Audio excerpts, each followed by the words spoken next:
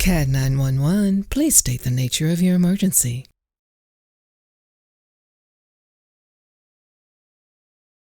Yes, they sent a letter back to me explaining that, yes, Chief is not perfect when it comes to building the roof. In fact, you forwarded that to me, so I'll read it real quick. It says, thank you for taking the time. You are correct. We do not currently have the ability to frame like this when we join roof and use automatic roof framing. So automatic roof framing is a no-go. However, she was able to get pretty close using manually adjusting the location of the roof planes and using a framing reference to build the roof framing for each roof plane individually. I didn't know you could have multiple framing references. I didn't either. Because I only see one. So see this, there's this one right here. And then she said, I want the on-center spacing for each plane. So to lap side by side. She's attached an example. So that's pretty helpful. She went and drew this for us and showed how they would have tackled this at Chief. And I appreciate that input. It's still kind of strange because here's what I'm going to show you. This is what the file looks like opening up as a 3D model from what she sent. But right away I said, oh, okay, I wonder what's going on here. So just out of curiosity, I right-clicked this roof plane and I came down here to build framing for selected object and clicked it. And so it put a ridge in there. It's like the top of every rafter automatically gets a ridge just because. And so she deleted that out. I'm going to delete it out manually the same way.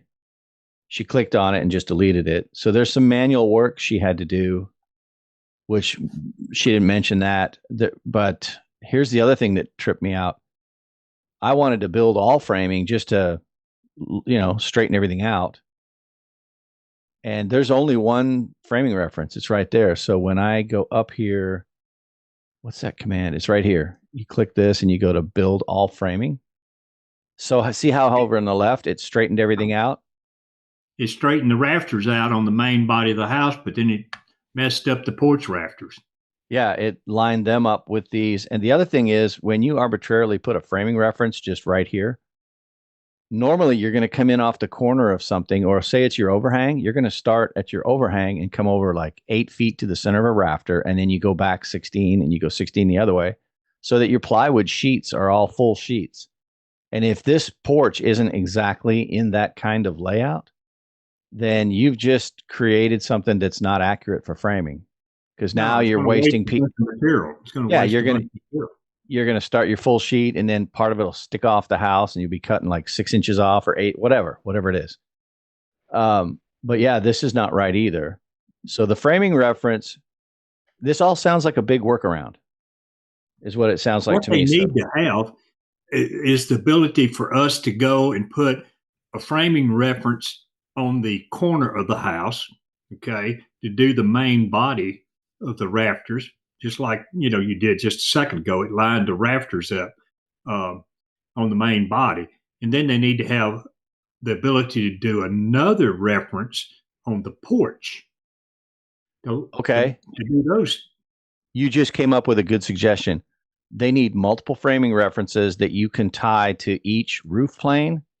Yeah, and like say all the walls. You start in a corner, and that's your wall framing reference. And then when you come up to the roof, if you have a really cut up roof that's going in all different directions, you might need 4 or 5 different framing references for those roofs. So and that's where my houses are. My house, all your houses are like that. Yeah. Yeah. So each roof plane could have its own private framing reference. That's how they need to manage framing references. At least I think so. That would make more sense to me. It'd make more sense to me too. All right. From a builder standpoint, having the multiple references to save material, that's a big time dollar saver. Yep. So I'm going to show you how it's supposed to look. And this is in SketchUp. And SketchUp's a whole different world.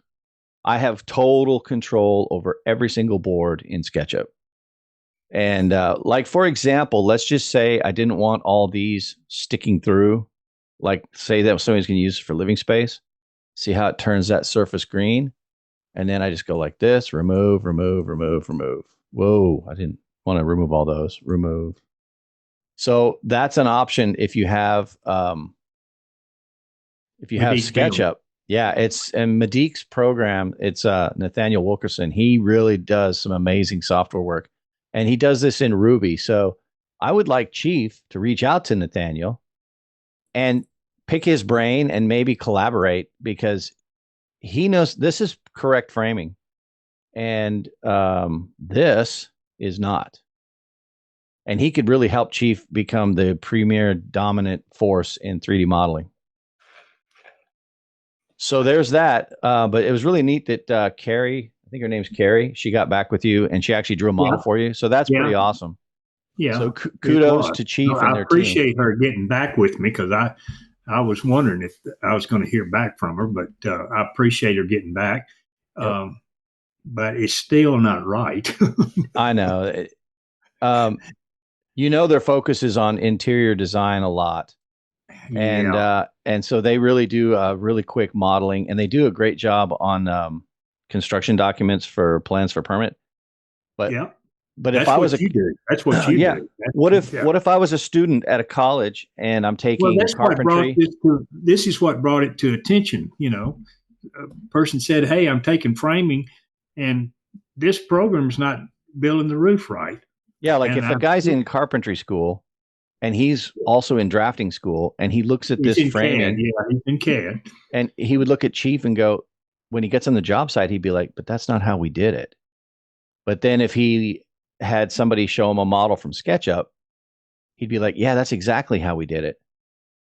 So I just want Chief to capture that market, because I'd hate for them to lose a future client or subscriber because he didn't like the way it framed. Mike, you're a framer, or used to be a framer. Okay, now you're permitting. But the thing about these CAD programs, it's if you make it simple for the framers, okay, and make it correct, you'll get all the business in the world. You'll get every builder will buy this software. Yep. That's the thing with Nathaniel. He's building it correctly, and he's got a big user base, and you're able to see your problems in reality. Whereas sometimes if it's not framed correctly, you won't know. You'll be like, okay, what's going on?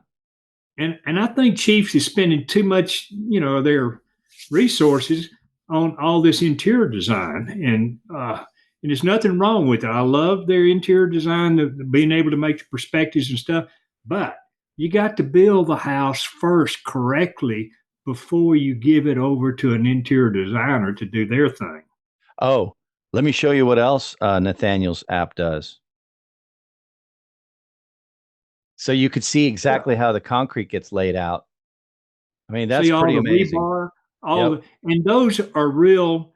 Look at the J-bolts in the concrete. It's not just a line like in Chief. It's an actual bolt. Yep, it's a 3D little bolt. So anyways, we're running this thing. We're at 15 minutes, so that's a good time to shut the video off. Time to cut it. And I really appreciate Chief reaching out. We're here to help. So if there's anything we can do to help make you guys understand this is how it is in framing, and then you guys get to work the magic on how the software can match that, we're here to help. Yep, we're here. We're here. So. All right, well, Larry. Well, it was great talking with you again. Okay, man. We'll talk to you later. Bye-bye. Okay.